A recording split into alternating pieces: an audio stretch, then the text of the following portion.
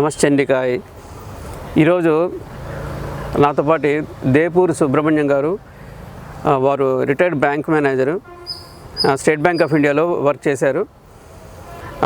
వారు మా తాతగారైన శ్రీ గోపానందనాథుల వారితో దాదాపు 50 ఏళ్లపై అనుభవం వారితో అనుభూతి ఉంది. ఆ అనుభూతిని మనకు వారు పంచాలని నేను వారిని రిక్వెస్ట్ చేశాను. సో నమస్కారం సుబ్రహ్మణ్యం గారు. తాతగారితో దాదాపు 50 ఏళ్ల పరిచయము, అలాగే మీకు అమితమైన గురుభావం ఉంది. ఆ గురుభావము మీకు ఎప్పటి నుంచి మొదలైంది? అసలు తాతగారిని మీరు ఎప్పుడు మొట్టమొదటి దర్శనం చేసుకున్నారు? శ్రీ గురుభ్యో నమః.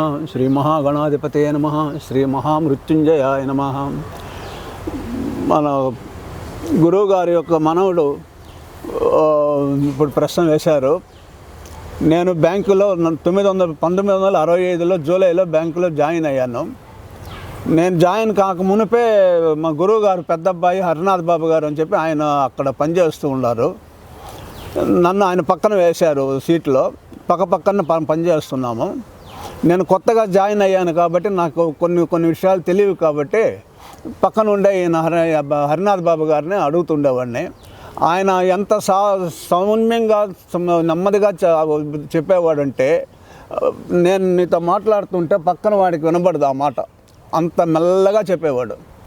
అంత బాగా చెప్తూ ఉండేవాడిని. ఆయన నాకు చాలా సన్నిహితం అయిపోయాడు.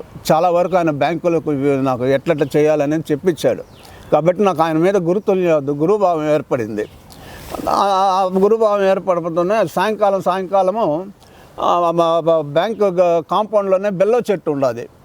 ఆయన సాయంకాలం ఒక కవర్లు తీసుకొచ్చి బెల్లం అంతా కోసి వేస్తూ ఉంటే నేను ఆయన దగ్గరికి పోయి దేనికి వేస్తున్నారు ఈ పత్రాలని అడిగితే, మా ఇంట్లో శివపూజ ఉండదు నాయన, కాబట్టి ప్రతిరోజు నేను తీసుకుపోతానని చెప్తుంటే ఆయనకు అందకుండా కొంత దూరంగా ఉండేది రెమ్మలు.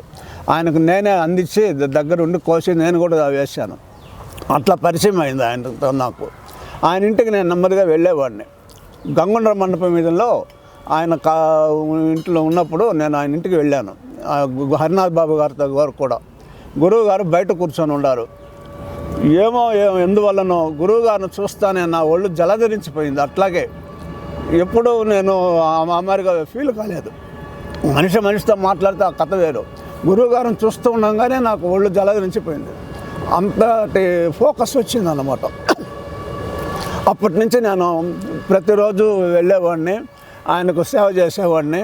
దీని మీద హరినాథ్ బాబు ఆయన పెద్ద అబ్బాయి, గురువుగారి పెద్ద అబ్బాయి కొన్ని విషయాలు నాకు చెప్తూ వచ్చేవాడు. కాబట్టి నేను ఆయనతో సంబంధాలు పెట్టుకొని 50 ఏళ్ళు ఆయన సేవ చేయడానికి నాకు ఆ భాగ్యం దొరికింది. నిజంగా ఇది చిన్న విషయం కాదు, చాలా పెద్ద విషయం. కాబట్టి ఆయన అడిగిన దానికి సమాధానం.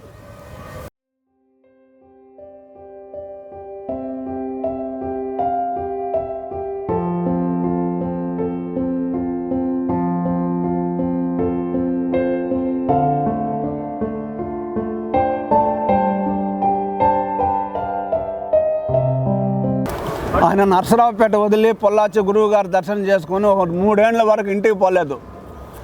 3 ఏళ్ళ వరకు మా అమ్మ నేలపైనే అన్నం వండుకొని తింటూ ఉండేది. అదొక వ్రతం.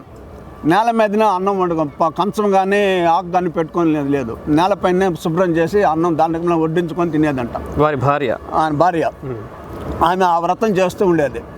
సరే, అది వచ్చినారు, వాళ్ళందరూ వచ్చేసినారు.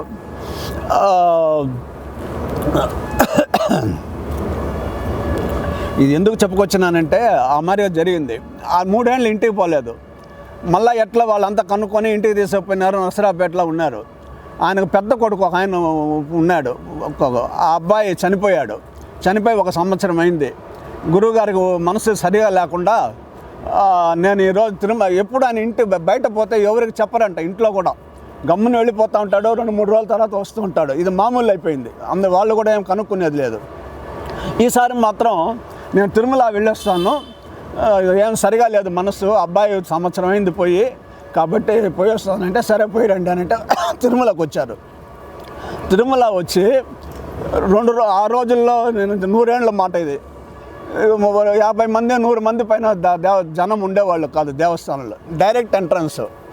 దేవుని డైలీ దర్శనం చేసుకోవడం, విమాన వెంకటేశ్వర స్వామి దగ్గర వచ్చి కూర్చొని జపం చేసుకోవడం, ఈయన రూమ్కి వెళ్ళిపోవడం కాటేజీకి. 2 రోజులు జరిగింది. 3వ రోజు తెల్లవారుజామున సాక్షాత్ వెంకటేశ్వర స్వామి దర్శనం ఇచ్చేసినాడు ఆయనకు. కాటేజీలోనే వెంకటేశ్వర స్వామి దర్శనం. నాయనా గోపయ్య, కడప జిల్లాలో జమ్మలమడుగు తాలూకాలో కన్యాతీర్థం ఒక క్షేత్రం ఉంది. ఆ క్షేత్రంలో అమ్మవారి పక్కన శివలింగం ఉండేది, ప్రస్తుతం తీసి పారేశారు దొంగలు. ఆ శివలింగాన్ని తీసుకొచ్చి ప్రతిష్ఠ చెయ్యి అని చెప్పేసి డిసప్పియాడు. ఆయన వెళ్ళిపోయినాడు. అంతే ఆయన చెప్పింది. అన్నీ సగమే చెప్పాడు, వెళ్ళిపోయినాడు. స్వామి వెంకటేశ్వర స్వామి దర్శనం కావడం ఇది చిన్న విషయం కాదు. సాక్షాత్ కళ్ళకు మీతో మాట్లాడుతున్నట్టు దర్శనం అయిందంట ఆయనకు. అది గొప్ప విషయం అది. అందువల్ల ఆయన తిరుపతిలో చేరారు. నరసరావుపేట కూడా వదిలేసి తిరుపతిలో కాపురం పెట్టాడు ఆయన, ఇల్లు కొనుక్కొని. కాబట్టి ఆయన చెప్పిన ప్రకారం వెళ్ళి అక్కడ పోయి కన్యాతీర్థంలో పోయి మళ్ళా తిరుమలకు వెళ్ళి వస్తానని చెప్పాడు కదా, మళ్ళీ 3 ఏళ్ళు ఇంటికి పోలేదు. ఎక్కడ ఉండారో తెలియదు. వాళ్ళు వెతుక్కుంటా ఉన్నారు. ఒకరోజు పేపర్లో కన్యాతీర్థ స్వామి క్షేత్రంలో శివలింగ ప్రతిష్ఠ జరుగుతుందని పేపర్లో వేశాడు. పేపర్లో వేస్తే హరినాథ్ బాబు ఆయన పెద్ద కొడుకు పేపర్ చదువుతూ ఉండి, ఇది ఏదో వేసి ఉండానని, మా నాన్నగా ఉండొచ్చేమో ఇది అనేసి వాళ్ళ అమ్మతో చెప్పి వాళ్ళ అమ్మ దగ్గర కొద్దిగా డబ్బు తీసుకొని ఆయన తిరుమలకు వచ్చాడు. తిరుమల కాదు, కన్యాతీర్థం వస్తే వాళ్ళ నాయనే చూసి గమ్మున నమస్కారం చేసుకున్నాడు. ఏమరా ఎప్పుడు వచ్చినావు? ఇప్పుడే వస్తున్నాను ఆయన. సరే కూర్చో అని అన్నంట. ఈయన రూపం అంతా మారిపోయి ఉండదు. మళ్ళీ అప్పుడు 3 ఏళ్ల ముందు పెట్లున్నాడు అక్కడ గురువు గారి దగ్గర, ఇప్పుడు కూడా అదే విధంగా ఉన్నాడు.